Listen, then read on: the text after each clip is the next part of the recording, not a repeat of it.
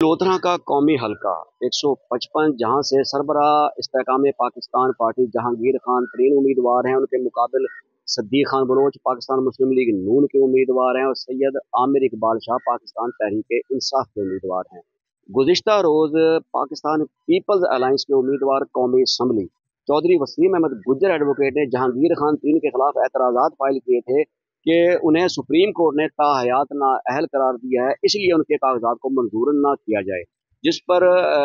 आज के दिन रिटर्निंग ऑफिसर सैयदा आमना मदूदी ने समाअत के लिए जहांगीर खान तरीन के वकला, उनकी लीगल टीम और जो एतराज़ कुंदाओं ने जो है पेश होने की हिदायत दी थी। आज दोनों तरफ से दलाइल दिए गए।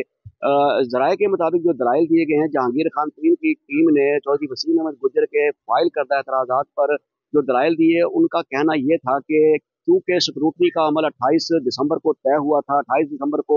जहांगीर तरीन की लीगल टीम ने कागजात जमा करा दिए थे और स्क्रूटनी का दिन भी मुकर्रर था, लेकिन उस दिन एतराज़ कुनिंदा चौधरी वसीम अहमद गुज्जर ने अपने एतराज़ात फाइल ना किए और स्क्रूटनी के बाद 29 दिसंबर को एतराज़ात फाइल करना कानून के खिलाफ है। उनके दीगर दलाइल में ये बात भी शामिल थी कि जो सुप्रीम कोर्ट ने जहांगीर खान तरीन को ताहयात नाअहल करार दिया था, उसके बाद जो कौमी असम्बली ने इसमें तरमीम करके इस एक्ट को सिर्फ 5 साल की मुद्दत पर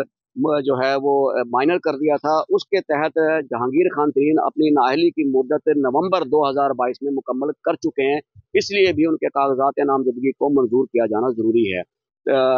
रिटर्निंग ऑफिसर कौमी हल्का 155 सैयदा आमना मदूदी ने दोनों फरीकैन के दलाइल सुनने के बाद अपना फैसला महफूज कर लिया है और बताया जा रहा है कि वो अपना फैसला शाम 5 बजे अनाउंस करेगी, जिसके बाद ये फैसला हो जाएगा कि जहांगीर खान तरीन इस हल्के के लिए इलेक्शन लड़ने के अहल होंगे या नहीं।